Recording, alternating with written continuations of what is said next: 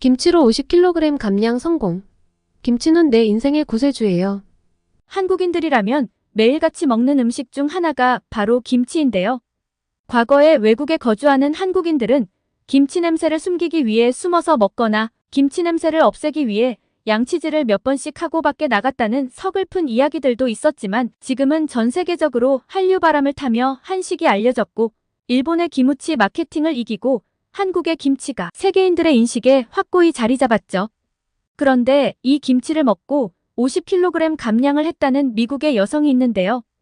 K푸드의 저력과 미국 네티즌들의 반응을 확인해 보시죠. 오늘의 이야기 시작합니다. 잠깐 좋아요와 구독, 알림 설정 잊지 않으셨죠? 넌 너무 뚱뚱해. 한인 할머니가 제게 대놓고 이야기를 했습니다. 그때 저는 빵집에서 버터크림빵 6봉지를 사려고 했는데요. 한인 할머니가 저보고 너무 뚱뚱하다고 하면서 제 손에 든 버터크림빵을 빼앗아 빵집 사장님에게 돌려주었습니다. 저는 당시 뉴욕에 거주하며 미디어 사회활동가로 활동하고 있었는데요. 작가, TV쇼 진행자, 사회활동가 등으로 활발하게 활동하며 커리어는 정말 성공적이었지만 우울증과 과한 음주, 그리고 스트레스로 인한 폭식으로 고도비만이 되어 고통받고 있었습니다. 20대부터 잘 나가는 셀러브리티였지만 제 몸무게는 58kg에서 114kg으로 늘어났죠. 살이 찐 건 맞지만 대놓고 뚱뚱하다고 이야기하고 아주 태연하게 빵봉지를 제 손에서 빼앗아 빵집 주인에게 돌려준 건 분명 제게 망신을 준 것인데요. 누군가가 내 외모에 대해 이렇게 이야기하면 몹시 불쾌하고 화가 나야 정상이겠죠? 하지만 저는 할머니에게 대들지 않았습니다. 저는 카메룬계 미국인인데요. 어른을 공경해야 하는 아프리카 문화권에서 자랐기에 그랬죠. 그리고 묘하게도 저는 한인 할머니의 조금은 과한 행동, 판소리 같은 큰 목소리에서 가족과 같은 친근함을 느꼈습니다. 그 안에 사랑과 지혜가 담겨 있다고 느껴졌죠. 대신 할머니께 여쭤보았습니다. 그럼 저는 대체 뭘 먹어야 할까요? 한인 할머니는 제게 한식을 추천해 주었습니다. 그리고 저는 할머니께 같이 가서 직접 골라줄 수 있냐고 물었죠. 할머니는 흔쾌히 함께 마트에 가주었습니다.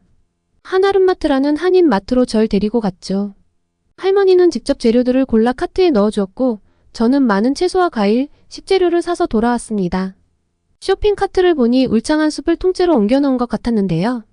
그날 집에 와서 식재료를 정리해보니 냉장고 2대가 필요할 정도였죠. 할머니와 저는 매주 일요일 교회가 끝나면 한인마트에서 만나기로 했습니다. 그리고 할머니의 조언대로 저는 한식 위주로 식단을 변경했죠. 첫 달에는 13kg이 빠졌고 1년이 지나자 무려 50kg을 감량할 수 있었습니다. 다양한 한식 재료와 한국 양념을 알게 되었고 만족스럽고 건강한 식사를 하게 되며 살이 빠진 것은 물론 술을 마시지 않고도 잠이 들 수 있었죠. 그리고 차차 운동도 병행하며 삶의 균형을 찾아갔고 한식으로 예민한 감각을 살리고 마음을 열며 더 많은 것을 배웠습니다. 이렇게 1년쯤 지났을 때 어느 날부터 갑자기 할머니는 마트에 나타나지 않았는데요. 갑자기 사라진 할머니를 찾기 위해 백방으로 노력했지만 찾을 수 없었습니다. 하지만 여전히 할머니는 제 구원자이며 한국 음식은 인생 음식으로 제가 평생 먹어야 할 음식이 되었습니다. 제가 특히 좋아하는 음식은 미역국과 김치인데요. 결혼 후에는 시어머니로부터 김치 담그는 법을 배워 직접 김치를 담가 먹을 정도로 수준급의 한식 요리 실력도 갖추게 되었죠. 지금은 인생 음식인 한국 음식을 전 세계에 알리는 활동을 하고 또 한국계 미국인 남편을 만나 한국과 깊은 인연을 맺으며 한국을 제2의 고향으로 여기고 있습니다. 한국 할머니가 보여준 한국인의 정을 외면하지 않고 그 속에 담긴 마음을 읽어낸 아프리카 윤. 덕분에 인생의 변화를 만들고 건강까지 되찾을 수 있었습니다. 아프리카 윤 씨는 미국 사회에서 김치는 슈퍼푸드로 통한다. 많이 먹으면 건강에 좋고 살도 빠질 수 있다고 알려져 있다라며 김치 예찬론을 펼쳤는데요. 작년엔 그녀의 이야기를 담은 우연하고도 사소한 기적이라는 책도 출간하며 한국과 더 가까워진 모습을 볼 수 있었습니다. 실제로 세계김치연구소의 연구 결과에 따르면 김치는 장내 유익균 증식을 유도해 비만을 개선하는 것으로 나타났습니다. 연구팀은 고지방 식이로 비만을 유도한 생쥐에게 일주일간 배추김치를 먹이고 이후 쥐의 장내 미생물을 분석해 보았다고 합니다. 그 결과 장내 유용 미생물이 증가하며 체지방이 31.8%나 감소하여 체중 증가 억제 효과가 나타났고 또 비만에 의한 시상하부 부위 신경염증과 뇌혈관 장벽 손상 정도가 39%나 개선된 효과를 확인할 수 있었죠. 김치가 장내 유용 미생물 증식을 유도해 비만을 개선한다는 작용 기전이 과학적으로 확인된 연구인데요. OECD 국가들 중 한국의 성인 비만율이 미국의 7분의 1 수준인 것은 이 김치의 효능도 한몫하는 것 같죠? 그런데 최근 우리 한국의 식습관이 점점 서구화되며 우리나라 사람들이 낮은 비만율을 유지하는 것이 반드시 한식 때문이라고 보기는 어렵다는 네티즌들도 꽤 있는데요. 미국의 레딧 사이트에서도 이와 관련하여 흥미로운 토론이 있었습니다.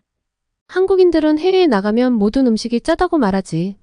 그렇게 느끼는 이유는 해외 음식이 한국처럼 달지 않기 때문인데 알고 보면 한국 음식에도 설탕이 꽤 들어가거든. 그런데도 한국인들이 살이 안 찌는 이유는 뭘까? 한국인만의 DNA가 특별한 걸까? 난 한국에 딱 열흘 있었는데도 그 사이에 살이 빠졌어. 물론 건강에 안 좋은 음식들도 있었지만 방부제도 적고 신선한 식재료를 쓰는 것 같았지. 그리고 한국인은 더 많이 움직이고 더 활기찬 듯 싶어. 한국에 있을 땐 채소는 훨씬 많이, 설탕은 더 적게 먹었었고 또 어디든 대중교통으로 다니다 보니 5달 만에 9kg이나 빠질 수 있었지. 알고 보면 회식이다 뭐다 해서 술자리가 많은데도 한국인들이 몸매를 유지하는 게 놀라워. 유전적 요인이 있는 것 아닐까? 한국에도 통통한 사람은 있겠지만 미국처럼 병적으로 비만인 사람은 드물어. 그리고 같은 음식을 먹어도 미국계 한국인은 미국인보다 살이 덜 찌는 걸로 봐서 난 유전적 요인이 있다고 봐. 한국인이 매일 먹는 집밥에는 설탕이 많이 들어가지 않아. 또 미국 음료는 크기도 당도도 한국과는 레벨이 완전히 다르지.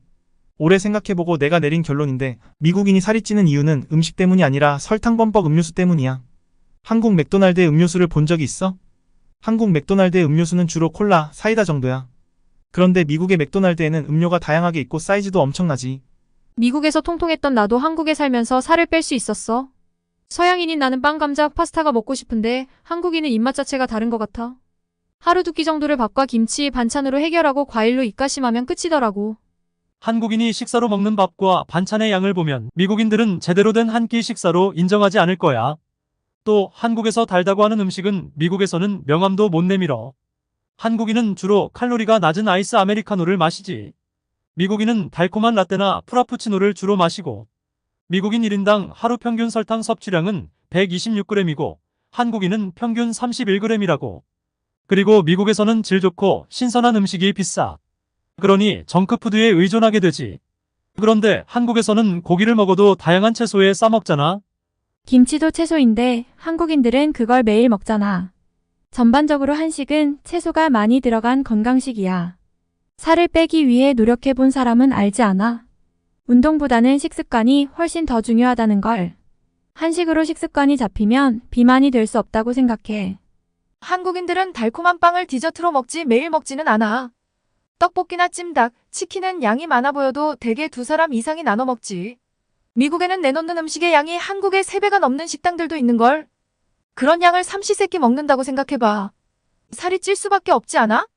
한국인 식사량이 적다는 건 사실이 아니야. 나는 한국인과 결혼했는데 몸집이 자그마한 우리 장모님은 내 한국인 아내에게 살을 빼라고 하면서도 푸짐하게 점심을 차려주시고 한두 시간 후에 다시 저녁을 챙겨주셔.